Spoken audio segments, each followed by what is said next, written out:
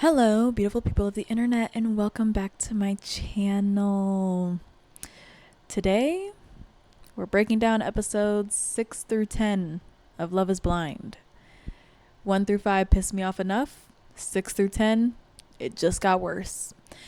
And I will continue to say this season is a fever dream. If you did not watch the first part, that was the main concept. It's a fever dream. I'm in the Twilight Zone. This is not real. So on episode 6, we get into what it left off on episode 5, which is Casey crying and like holding Patrick, doing some weird shit. So essentially, Casey's just like, I can't do this right now.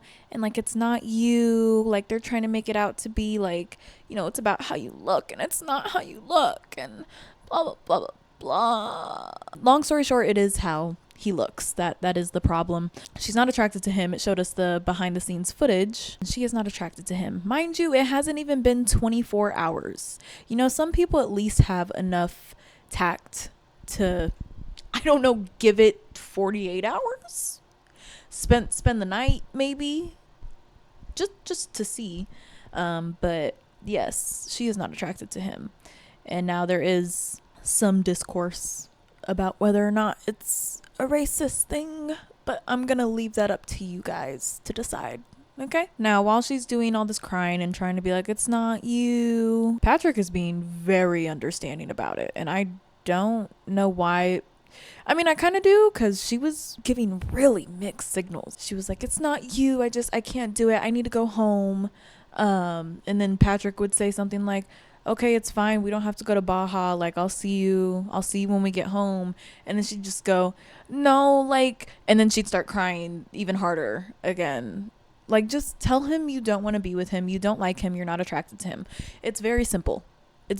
Why are you kind of almost still trying to give him little pieces? Like, yeah, like, I want to be with you. I just, like, don't. Just say you don't. I haven't liked Casey this whole season. But luckily, I don't have to see her again. So that's that.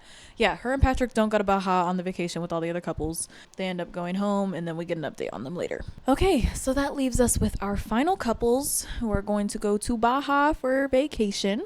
We have Allie and Anton, Madison and Joe, Annie and Nick, Megan and Jordan, and Calabria and Edmund. All very interesting characters, if I do say so myself. And I do say so myself. So we get to the vacation. It starts with Anton and Allie, and it's with Allie calling out Anton for kissing with his eyes open, because it is very weird. And she said it creeps her out, and valid. It would creep me out too. Why are your eyes wide open while you're kissing me? And then we get a little individual clip of Joe, and he's like, I'm normally into thinner women, but like, no, like, she's beautiful. Like, this is fine. And it's just like, be honest with yourselves at the very least. I'm not saying attraction can't grow, but for the people that come on this show, they are not the people where attraction will grow. They just want the attraction there, and that's fine. That's fine. You can have a type, you can have preferences. Just stop coming on the show. Stop wasting everyone's time. Not only your fiance's time, but my time. And then with Edmund and Calabria, the only thing we really see in the beginning is that Edmund will not kill a bug, and Calabria looked very put off by this. She did not like that at all. She was like, we are not cohabitating with bugs. Like, the fuck? You need to kill it. But there's signs over the course of this season where you could just tell Calabria is like, this is not the man for me. And I mean, she's still sweet to him, and I think she is trying. However, I think his his personality is too timid for her, and she does not like that. Pretty much everyone fucked on the first night except for Edmund and Calabria, I'm pretty sure. Everyone is just like, yeah, like, it's so good, best sex I ever had. Good for y'all. Now they're all out on like separate dates. We get a clip of Edmund and Calabria talking, and Calabria is making a scenario for him, and she's like, okay, well, what if a man came up to me in a bar and you're standing next to me, and he's like trying to touch me and put his hands on me and like harassing me essentially. And he was just like, I'll just be like, yeah, hey babe, let's go over here. Oh, security. And she's like, you wouldn't do anything about it? You'd call security? And she looks so like ugh. You ain't gonna put your hands on this man? You're telling me you're not gonna put your hands on this man after he is harassing me? Which I kind of get. Yeah, fight a nigga if he's harassing me and you're my man. The fuck? But no, Edmund, he doesn't like conflict. He says he's too nice for that, and he's just the nice guy.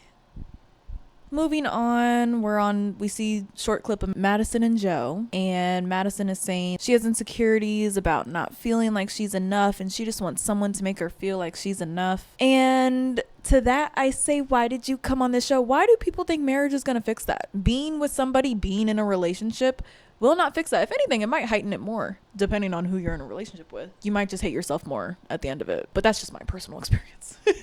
We get quite a few scenes of Nick and Annie, but they're very boring until one part, so I'm not going to talk about them at all for this. Then we scurry on over, and all the couples are meeting each other now. This is the point where Allie said Nick has lizard eyes, and she's like, you can like see right through them, and it's agreed.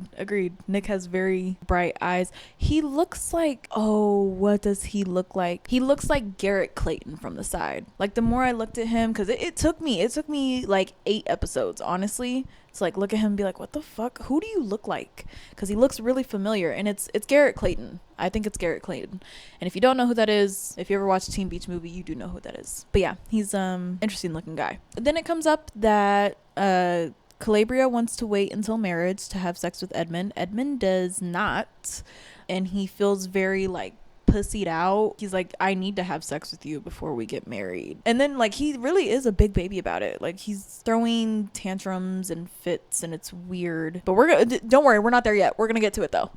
But yeah, all the guys are talking about who had sex, how was the sex. All the girls are talking about who had sex, how was the sex. And then at one point, Edmund starts putting sunscreen on Calabria's feet, and the man starts licking it off her feet.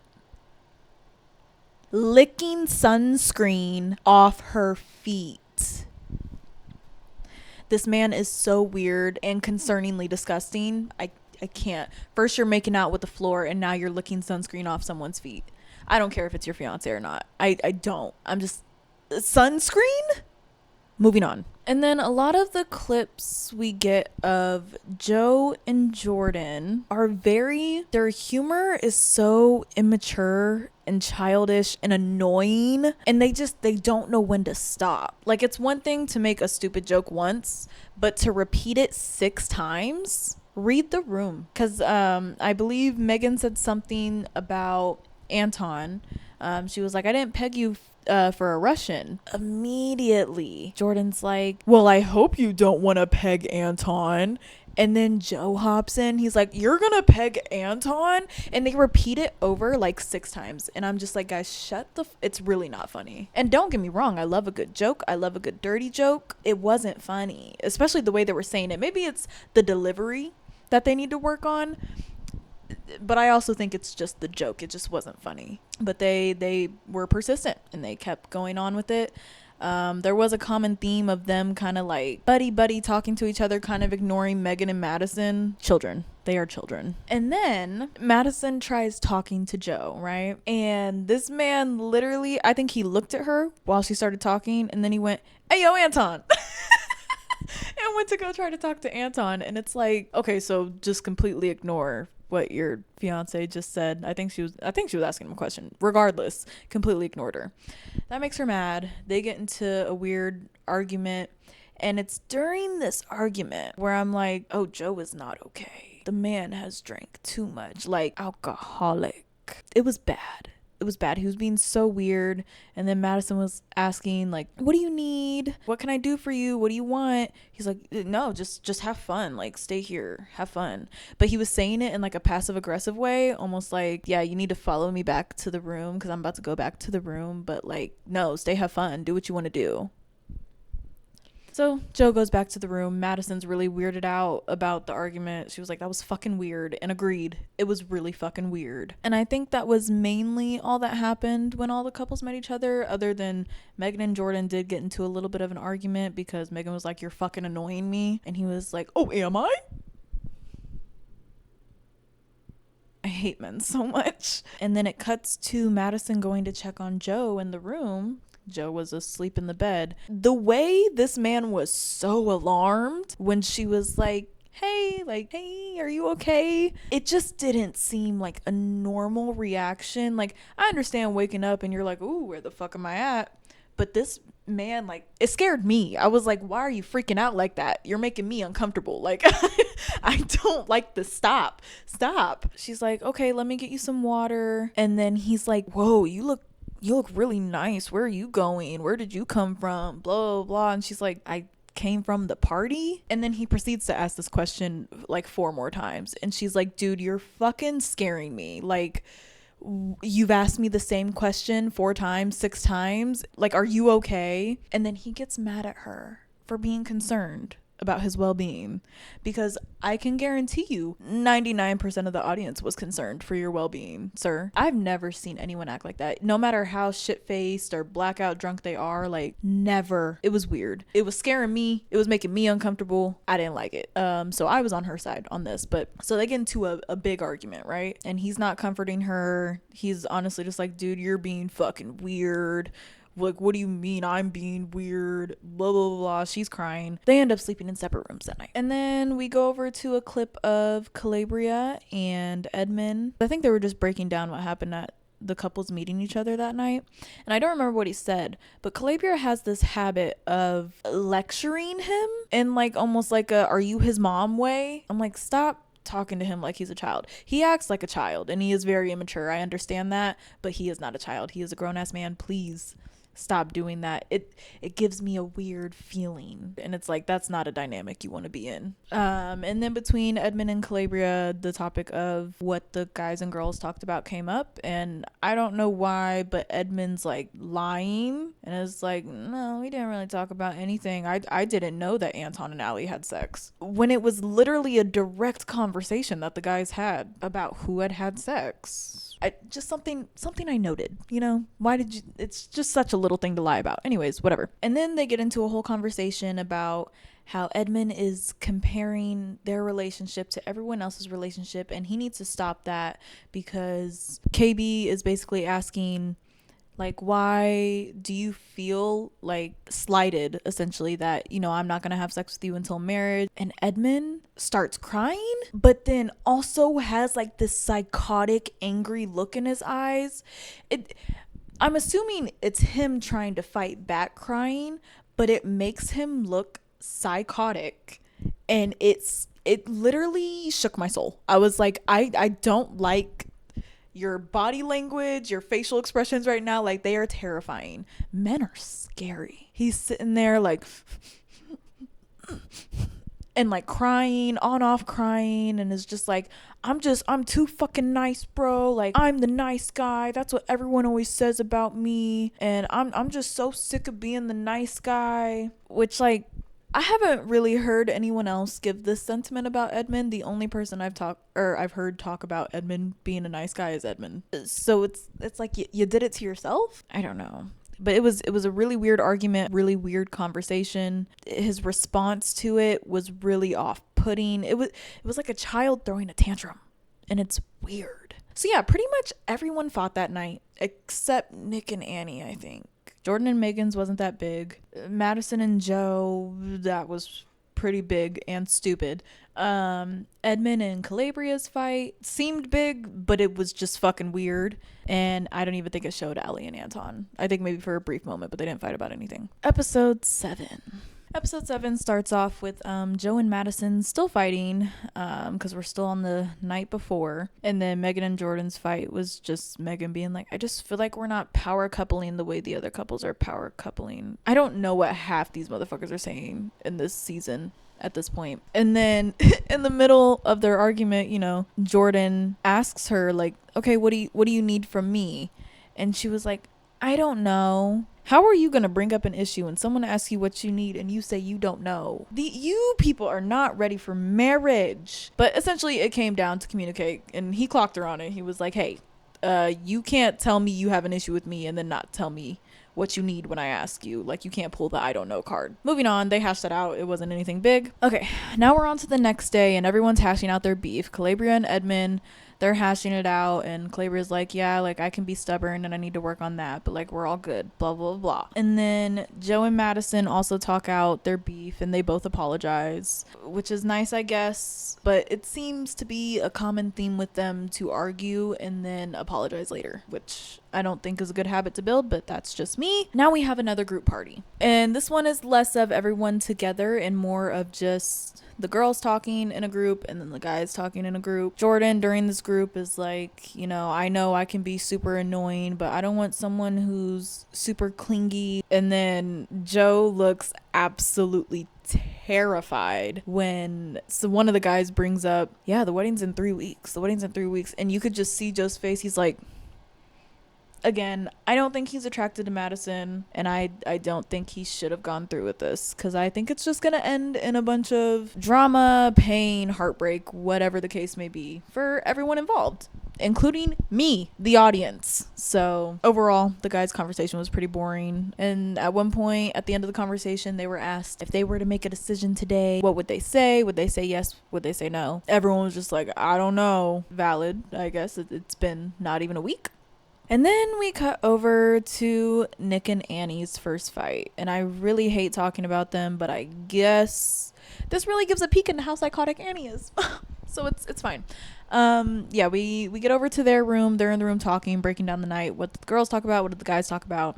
And Nick is basically just telling Annie, like, yeah, all the guys were asked, like, what would you say if it was yes or no today? All the guys were just like, I don't know. And I guess he was telling Annie that because Annie was sort of saying that things are uncertain, but she's all in. And after Nick tells her that really, really sets Annie off. It really sets Annie off. And she was like, I don't care what anyone else's opinions are. I don't know why you're telling me this. Then she starts crying, saying that he doesn't get it, saying that she's way more in this than he is. And mind you, listen, I zoned out a couple times during this series, but I don't recall Nick saying remotely anything like, yeah, like I'm still just like really struggling with this, and I'm uncertain, and I don't really know what to do. Not the way Joe does. So when she said that, I was just immediately confused. I was like, what are you...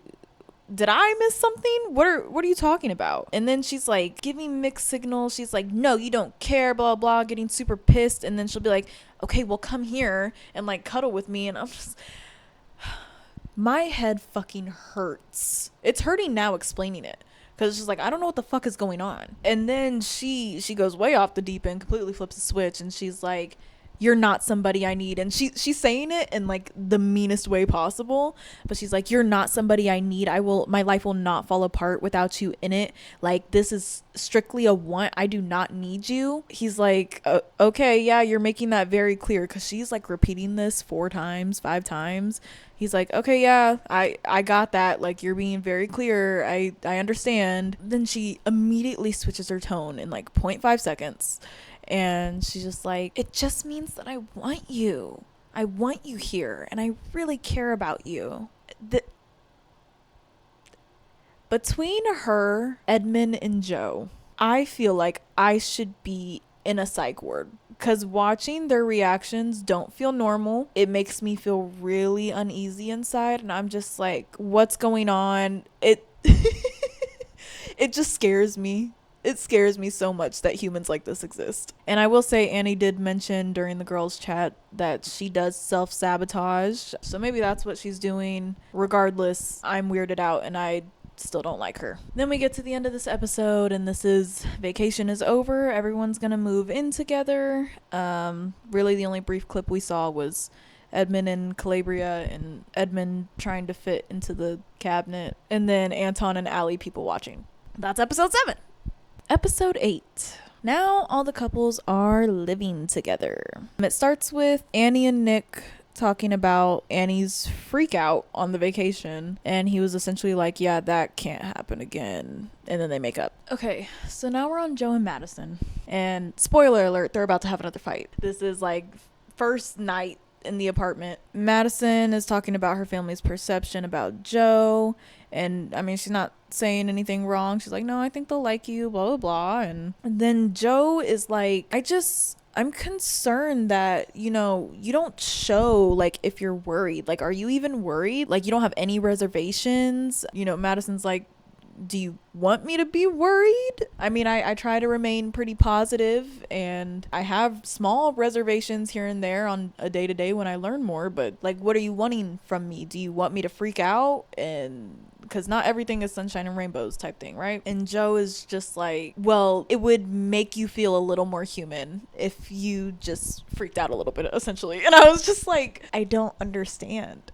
I don't get it. It seems to me that he's just trying to find little things to find wrong so he can have a way out. Because this did not need to be a fight. He also didn't need to say half the shit that he said. Because it was just like, so you want her to be more negative. You want her to bitch and complain all day, all night about y'all's marriage or engagement and living together and about you. Like, what? And like, yeah, her whole main thing was just, what do you want from me? Like, this is so fucking weird. And I'm glad she's kind of getting the all around feel of, yes, Joe is fucking weird. Leave. Run for the hills. Continuing on with their argument, again, she says she has reservations day to day, of course, and then he's like, well, I feel like that's not a terrible thing. Again, I just feel like he's looking for an out. He's fishing for some sort of answer, but no matter what answer she gives, it's gonna be wrong, and he's gonna find some shit to say about it, is what I'm learning. And then he somehow flips it on her, and he's like, I just want to say how I'm feeling and not turn into this big thing, blah, blah, blah. And literally, I swear, guys, when he was talking more negatively and saying he has like concerns and everything, this girl did not freak out. It was only until he was like, why don't you just show that you're worried? Like, oh my god, my head hurts.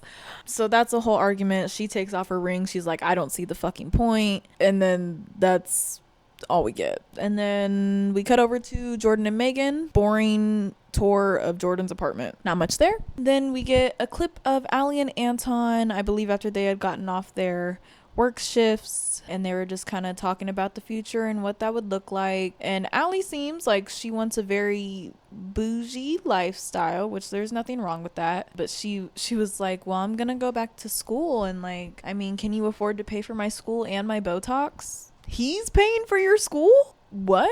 Overall, she seems okay, but just some of the things, she seems kind of like maybe a little self-centered. Because I just feel like it's okay to want nice things in life. I think it's a little odd that you hold that expectation and you put that expectation on somebody else, especially, I know you're engaged to this man, but you don't know this man. But that's really the end of that conversation. And then we go back to Edmund and Calabria. In this scene, Calabria is meeting Edmund's mom. You know, it goes over mostly well. She just says that, you know, she fell for Edmund because of his story. And then the mom just says that she got Calabria some beads because she gets them for all of her daughter-in-laws, and she's going to take Calabria to Ghana. So that's kind of cool. Then Calabria leaves for a second. I don't know where she went. And so it's just Edmund and his mom talking. And then Edmund starts saying, like, you know, I'm the only one out of my brothers. He's like, I'm the only one who's still single. When he said that, it kind of made me think, oh, so are you kind of just doing this because you feel left out? Like, is this because you want it? Or is it just because, oh, your brothers have this and you just want to catch up with them and feel equal to them? And his mom did say something like, you know, first impressions are everything. You know, I pulled up her Instagram with my friends and we were just like, nah. But then I met her and I really liked her.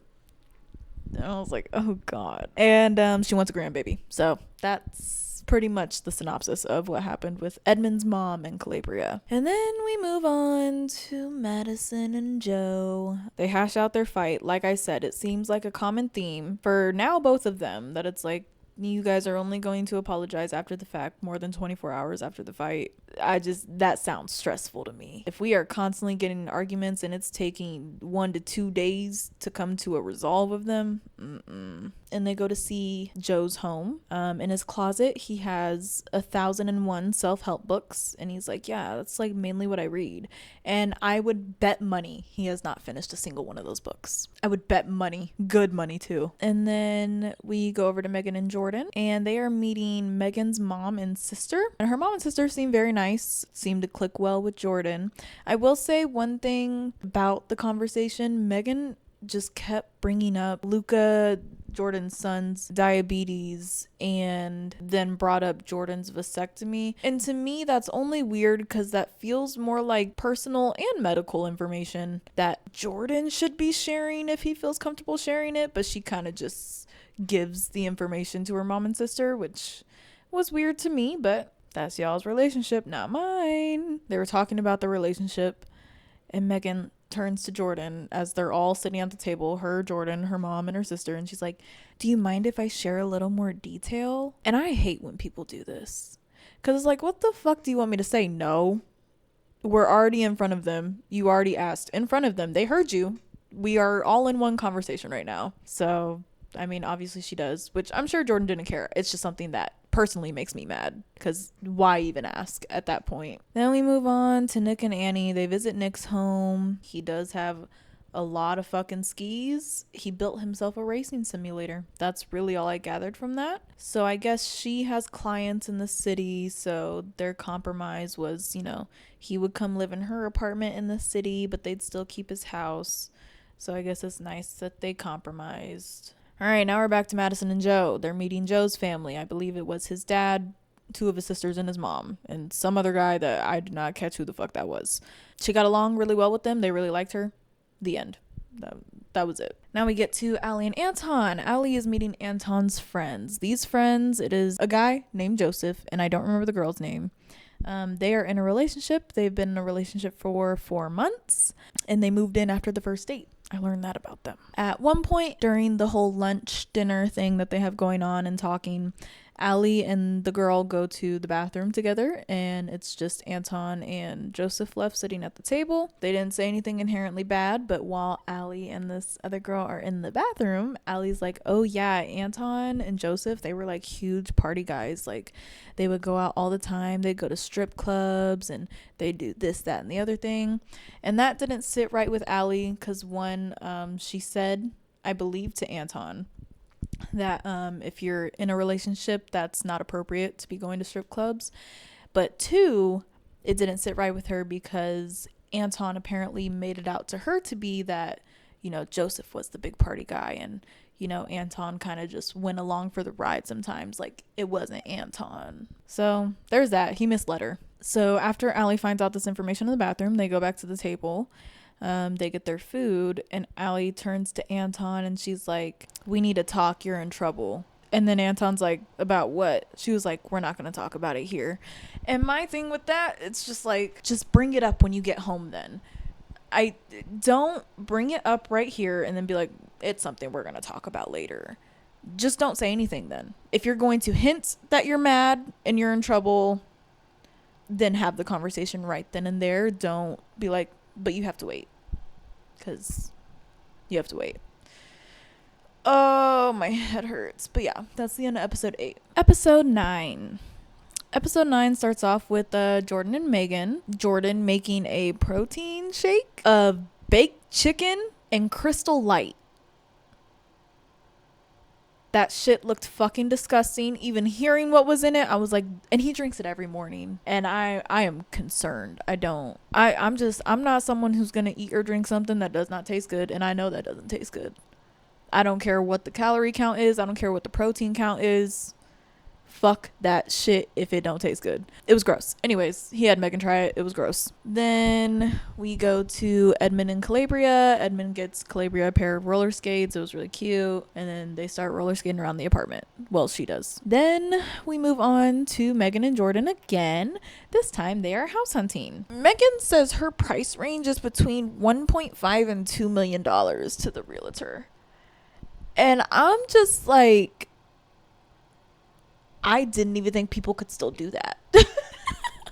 Have you seen this economy? $1.5 to $2 million. But anyways, it's a really nice house. It's a really big house, really nice house. I think it was like a 3 or 4 bedroom. Each bedroom had a bathroom, ensuite bathroom. But yeah, when Jordan heard that price, his reaction was my reaction. He was like, and yeah. But apparently her home in LA, she could probably get like $1 million or 1.5 for, I think is what she said. So But Jordan's basically like, you know, he doesn't want to feel like a mooch, and he will feel like a mooch because she would be putting up, you know, majority of the money for whatever house they want, but he doesn't want her to have to take a step down in who she is or what she wants just to be with him. That was all we got. He didn't say that to her. He said that in his own little separate interview. So then Annie meets Nick's mom, dad, and brother. That goes well. Moving on. Now we go over to a rodeo, an indoor rodeo with like a mechanical bull and all that good stuff. This is where everyone on the cast meets. And this is also where all shit hits the fan. As it normally does when everyone from the cast meets. Allie starts talking to the girls about how she is uncomfortable that Anton used to be a big partier. However, she has still not talked to Anton about this. I don't know why she's sitting on it so long. That's her business, whatever. Annie and Nick are talking to Edmund, and Annie calls Nick perfect. And then Edmund's like, oh, wow, that you're so lucky you get to hear that. Like, must be nice. I mean, obviously no one's perfect, but like it must be so nice to like hear that. And Calabria overhears him talking, and she goes, nice to hear what? And Edmund I'm sorry, Edmund looked her dead in her eyes. She says, nice to hear what? And he looked her dead in her eyes and then went, yeah, but that must be so nice to hear, and completely ignored her. What is wrong with these men? He did that twice because she asked twice. He ignored her twice. And then he finally just was like, oh, well, being called perfect. And then he was like, when was the last time you said something nice about me? You never say anything nice. You're always so negative. And then Calabria was like, I literally told you I appreciated you this morning. And then, of course, Calabria starts lecturing him about comparing their relationship. Again, just feels like she's his mother, and it's weird. But then Edmund's throwing a tantrum, so I guess honestly it fits. She is mothering a child at this point. So yeah, they're arguing this whole rodeo essentially. And they end up splitting up. I think Calabria goes to the bathroom. She's crying. And then Edmund goes over. I don't know. He didn't look that bothered by it. As he's talking to the group, Calabria had then gone back to the table. So Edmund went to go talk to her. It didn't help anything. I don't even remember what they said. I can just like visualize what was happening. And then Edmund ended up walking away. And he went to go talk to the boys. And they were like, no, like go back over there. Like try to talk to her. Because Calabria is like, she's like, okay, well, if you're going to walk away, then I'm just going to fucking leave. Yeah, they're like, yeah, Edmund, go back, talk to her. And Edmund's just like, no, like it's too late. Should I? Can you form your own thought or opinion about your own relationship? Because it's not looking like you can. Okay, so basically that's the end of that. Calabria left, Edmund stayed. Then we get into what was the Nick, Annie, and Kate love triangle, because Kate shows up. And Annie gets mad at Nick because she learned some new information about him and Kate's relationship in the pods, or something Nick had said to Kate, and I can't remember exactly what she was told, but she's mad at him. And then of course on the side we have Jordan and Joe making immature, distasteful jokes over and over again. I think Joe is getting drunk off his ass again, so that's gonna be fun. And he did start talking shit on Nick. He was like, I don't fuck with Nick too much. I mean, he's not for me, blah, blah, blah. But which seems to be the general consensus about Nick, that nobody, guys or girls, really like him. And then Patrick pulls up. So the cast that was in the pods that ended up coming to this rodeo would be Patrick, Kate, Brendan, and Anna. Patrick told the guys that Casey pulled some weird ass shit, giving him mixed signals, still being like dumb essentially. And she was like, no, like when you go there, just tell everyone that, you know, we're not together and we still need to talk. And Patrick was like, what? But I guess she's still telling Patrick that she still wants to see him, but also won't communicate with him now because he asked for the ring back. And then she ghosted him. So, and then with Kate, of course, she talked to Nick and she was like, did you tell Annie that you told me that you loved me? And he was like, yeah, like I told her everything. And it almost felt like Yeah, I'm gonna say I told her everything, so you don't go and tell her everything, because I did not tell her that. Which I have no doubt is the case. So, and by the end of any conversation surrounding Nick, everyone believes he is calculated and manipulative and fake. So, and then with Anna and Patrick talk. If you don't remember, Anna, the Asian woman who was talking to Patrick, they connected on being Asian and from immigrant families, and Anna ended up leaving without saying anything, leaving Patrick in the dust. And so immediately, the first thing Patrick wants to bring up is the fact that Anna left him without saying anything. And Anna said she was really struggling with the dynamic of their relationship, and her feelings towards Patrick, and that's why she left. But, you know, for the most part, it was a very direct conversation. Nothing really bad happened. That was really all we got. So I assume they resolved their issues. Oh, and I forgot Mike came too. Mike shows up. Megan says, you know, there is chemistry because they talked in pods. And Mike goes up to Jordan. He's like, can I steal your girl temporarily?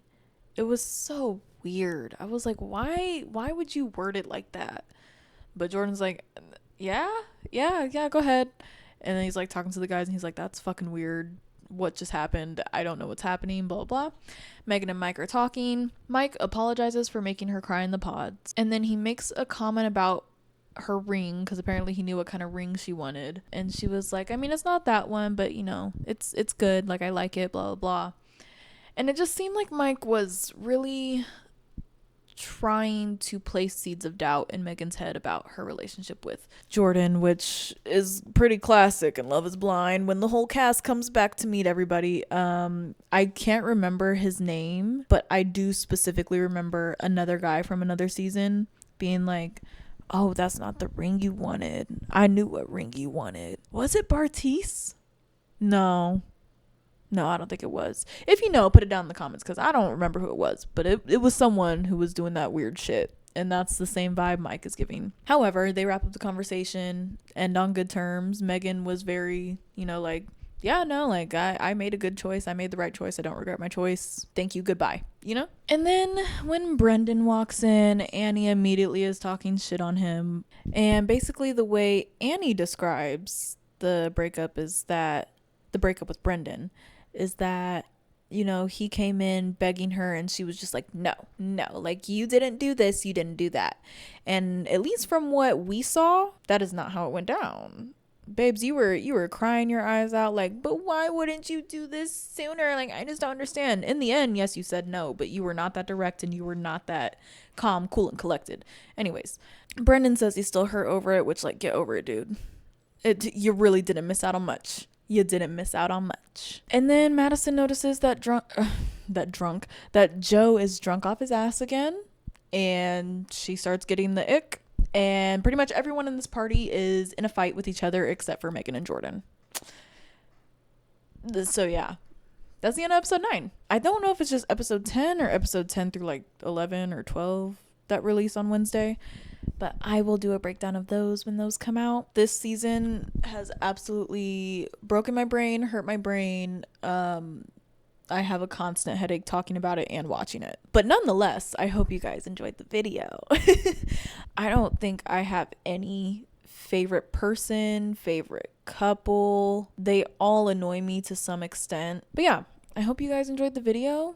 Again, I will be doing a breakdown of the newest episodes coming out next week. Hopefully they hurt my brain a little less, although I know that it's not going to happen. Like, comment, subscribe, or don't. You have free will. Do what you want to do, and I will see you guys next week.